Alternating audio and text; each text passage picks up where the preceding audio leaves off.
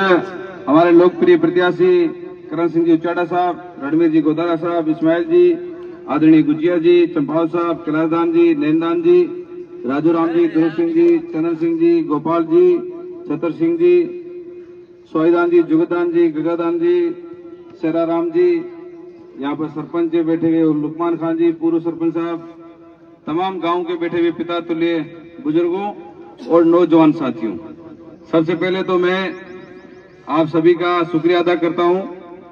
आप लोगों ने आज जो हमारा मान सम्मान किया उसके लिए पूरी झलारिया पंचायत का, बाढ़ का, गांव का बहुत बहुत धन्यवाद। तो नैन जी आ गया, कणीदान जी आ गया, तो बाढ़ गांव पूरा आई क्यों नहीं? सही है ना? तो बाकी दो पंचायत सब आ गया थे। तो आज विशेष तौर से कर्ण सिंह जी आपके पास आए हैं लोकसभा चुनाव के लिए, और जो आपने आश्वस्त किया, अभी कैलाशदान जी ने जो विजय की माला पूरे गांव के लोगों से पहनाई है, तो मुझे विश्वास है कि अब की बार पूरा का पूरा झलारिया पंचायत एक तरफा पड़ेगी।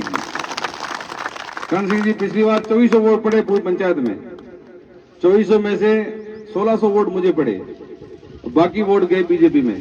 तो अब की बार तो 2400 वोट पूरे डालना है। ठीक है स्वाई जी, किया गया स्वाई जी। ध्रुव सिंह जी भला आदमी है, थे बड़े टोलो टके गए तो ठीक है।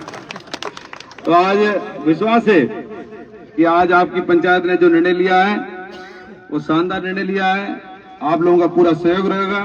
मैं तो क्या कह सकता हूं, देखो करण सिंह जी भले आदमी है, चाहे वो पद पे थे या नहीं थे, 36 कौम की सेवा की है। ये कि मैं कह सकता हूं कि ये सेवाभावी आदमी है। इन्होंने लंबा संघर्ष किया है, उसके बाद में पार्टी ने टिकट दिया। जैसे गलो साहब कहते हैं ना रगड़ पट्टी, तो पूरी रगड़े हुए हैं, रगड़ी करके फिर आपके बीच में आए। तो मेहरबानी करके ये जो मत है आपका अमूल्य मत है, आप सोच समझ के मत करते हैं। आपने 10 साल बीजेपी को दिए, कर्ण सिंह उनको दिए, गजेंद्र सिंह जी को। आप देखो 10 साल में क्या हुआ इस इलाके के अंदर। मैं तो हमेशा कहता था मीटिंगों में, मैं गजेंद्र सिंह जी आप जल शक्ति मिनिस्टर हैं, हमारा सहयोग है। आज आप यदि चाहो जल शक्ति मिनिस्टर कभी राजस्थान और जोधपुर लोकसभा से कभी बने या नहीं बने, आपके हाथ में पूरे जल की कुंजी चाबी है पूरी। और आप मोदी जी से रिक्वेस्ट कर दो, यदि आपके हाथ से भला होता है तो मारवाड़ का भी करो और जोधपुर लोकसभा भी करो। क्यों? देखो 90% पैसा मिलता है जो पहाड़ी इलाके हैं, उसमें भारत सरकार 90% पैसा देती है, यहां दे रही है 45%। पहाड़ी और रेगिस्तानी इलाके में कोई फर्क ज्यादा नहीं है, दोनों एक जैसे हैं। तो मैंने कहा भाई ये मौका है, यदि आप 90% पैसा देते हो तो आज पीने की पानी की स्थिति हमारी है वो स्थिति सुधर सकती है। उस बंदे ने हमारी एक भी नहीं सुनी। हम बार बार कहते रहे, कभी कहते भारत सरकार पैसा दे रही है, कभी कह रहे गहलोत साहब नहीं दे रहे हैं, कभी किसी इल्जाम लगा रहे हैं। मतलब खुद की कलम से जो निर्णय होना था वो निर्णय उन्होंने नहीं किया। तो आज गांव में जाते हैं लोग पूछते हैं, देखो आज नहर लाए थे इंदिरा जी, नेहरू जी का सपना था, नेहरू जी ने सपना देखा था, आज इंदिरा गांधी नहर आई है, इस नहर का सपना पूरा किया इंदिरा गांधी ने। आज कितने लोग इस किसान यहाँ पर जो है, कितने स्टेट के लोग हैं और राजस्थान के 6 जिलों के लोग यहाँ पर किसान बैठे हैं।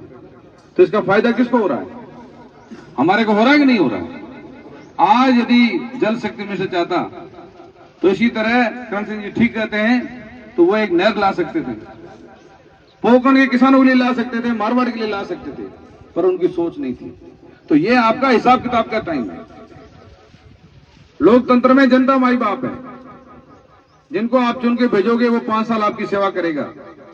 तो आप उनसे आओ तो पूछो कि भाई आपने 10 साल आपको दिए, आपने कहा था ट्रेन लेके आ रहा हूं, आज तक ट्रेन का बाईपास का पता नहीं है, पीने की पानी में कोई आपने मदद नहीं की। तो ऐसा कौन सा काम बड़ा किया है आपने? आप एक काम बता दो कि जोधपुर लोकसभा में और पोखरण विधानसभा में मैंने ये फला काम बड़ा किया है जिसका फायदा आम आदमी को मिल रहा है। मैं दावे के साथ कह सकता हूं, एक भी काम गिनाने के लिए उनके पास नहीं है। तो आप जनता उनसे नहीं पूछोगे तो कौन पूछेगा उनसे? तो मेहरबानी करके लोकतंत्र में अधिकार है आपको पूछने का।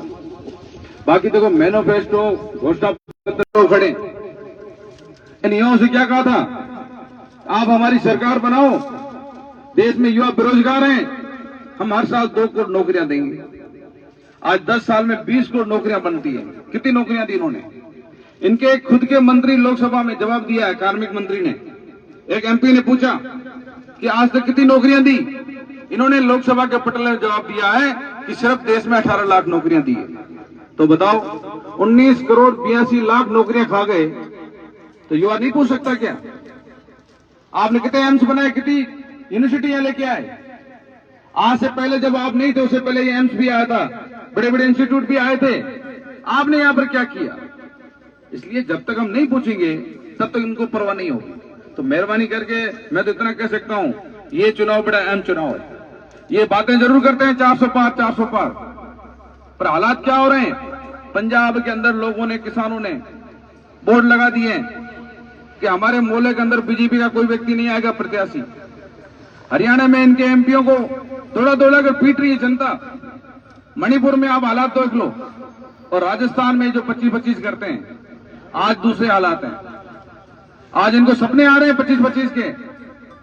आज आप देख लें, चूरू, झुंझुनू, सीकर, गंगानगर, जोधपुर, जैसलमेर, बाड़मेर, आपके दौसा, सवाईमाधोपुर, टोंक, ऐसी 15 से 20 सीटें मैं गिना सकता हूं जहां पर कांग्रेस पार्टी आज जीत रही है। कांग्रेस पार्टी, क्योंकि जनता समझ चुकी है कि हम बहुत थके गए, अब हमारा मत जो हम सोच समझ के देंगे।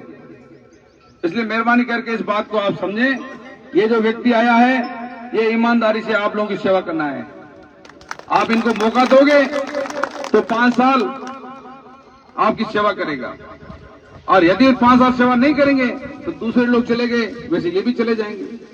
बाकी देखो, राजस्थान में तो सरकार बदली आपने समझा था कि भी राजस्थान में सरकार बदल रहे हैं तो आने वाली सरकार हमारे लिए अच्छा काम करेगी। इन्होंने कहा 100 दिन के अंदर हम राजस्थान में विकास के काम करेंगे। अब 100 दिन में क्या हुआ? चिरंजीवी स्वास्थ्य बीमा योजना कांग्रेस का 25 लाख का था, उन्होंने सबसे पहले डाका डाला उस पे। जो 25 लाख हम दे रहे थे उसका 10 लाख किया, तो 15 लाख का घाटा किसका हुआ? राजस्थान की जनता को हुआ कि नहीं हुआ? महंगाई देश में इतनी है, आज गरीब आदमी प्याज रोटी खा रहा है, अपने बच्चों का भरण पोषण नहीं कर सकता। ऐसे हालात बने हुए हैं। आज देश में महंगाई कम करने के लिए इनके पास कोई कार्य योजना नहीं है। कोई इनकी मैनिफेस्टो में ये बात नहीं है कि महंगाई कैसे हम करेंगे कम। मुख्यमंत्री अशोक गहलोत साहब ने जरूर कदम उठाया, उस गरीब के लिए हम राशन का किट दे रहे थे जिसमें राशन का सामान था। और ये सरकार बनी तब उन्होंने क्या किया? सबसे पहले चिरंजीवी जो बीमा योजना थी, उसके बाद में हमारा राशन जो किट था वो किट बंद कर दिया।